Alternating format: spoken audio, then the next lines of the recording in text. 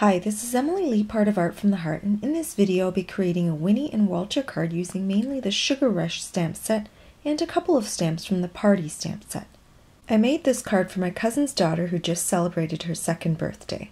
The Sugar Rush stamp set is so amazing and versatile that I almost didn't use any other stamp sets. It's a really fantastic stamp set for birthdays, lots of celebratory occasions, and even encouragement cards. There are lots of sweets to choose from, and I love the variety of words that could be strung together in so many ways to create custom sentiments.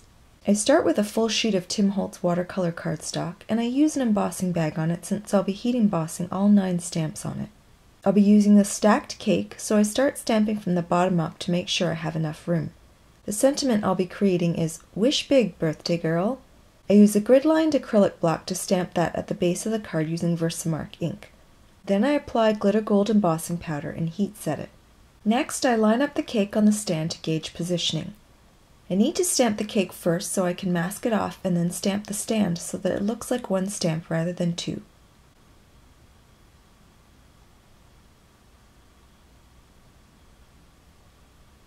I heat emboss the cake first, and I've already stamped and cut a mask for the bottom of the cake. I place that on top of the cake and stamp the stand and then heat emboss that.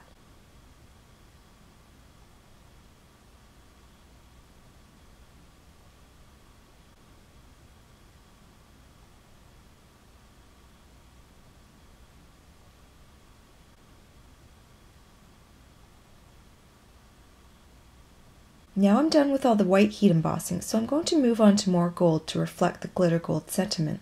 I'm going to use the fun little banner that sticks out of the cake.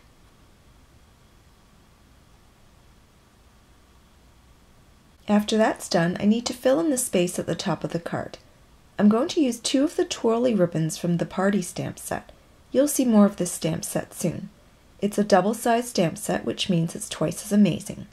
I alternate directions using both ends of each stamp when stamping the twirly ribbons so they don't all look the same.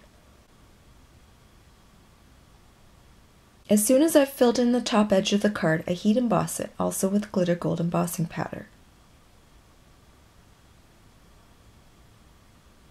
Now that all of the stamping is done, I can start to watercolor with my Gansai paints. Since this is for a little girl, I'm going to use pink for the cake and surround it with some aqua, mint green, and a touch of yellow. I never really know how my watercolored cards will turn out, so I'm just going with whatever happens next. It's fun to create this way and be surprised by the design at the end.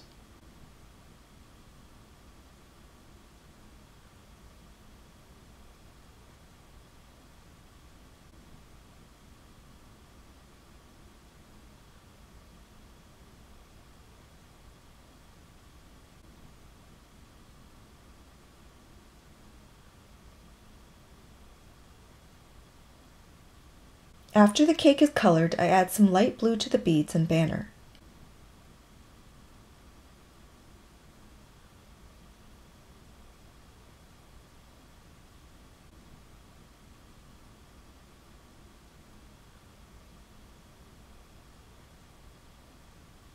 Then I color the top of the cake stand in a deeper blue. Now it's time to fill in the background with a mix of colors.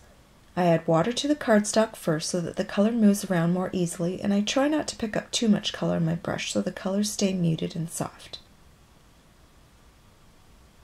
I add blues first, then some mint green here and there so they blend in together.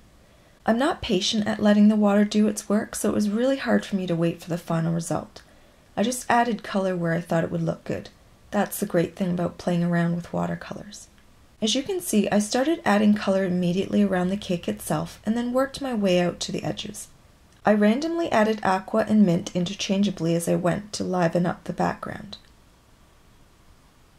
In areas where I added too much color, I would just absorb some of it with a tissue.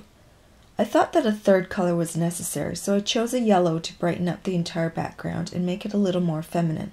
I kept it fairly subtle.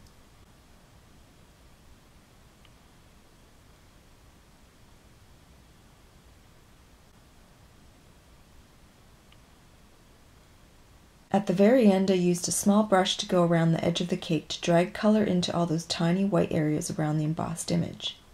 After the panel is completely dry, it's time to mount it to a card base.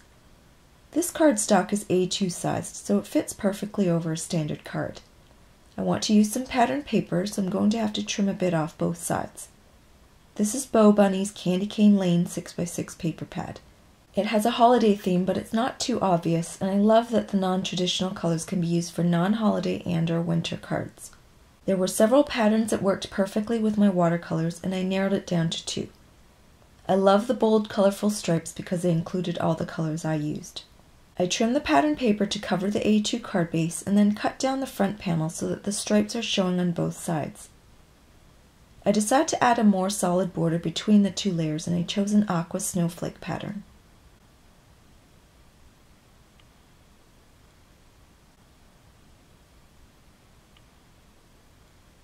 I adhere that flat to the watercolored panel and then add a ton of foam tape so that can be popped onto the striped card base together.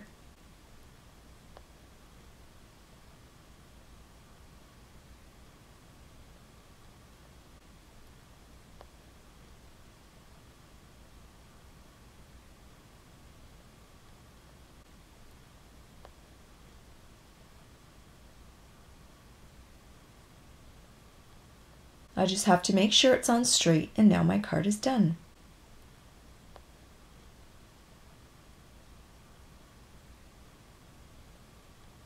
Please refer to the supply links below if you're interested in any of the products I used in this video. You can also visit my blog for stills and more information about my work. Thanks so much for watching.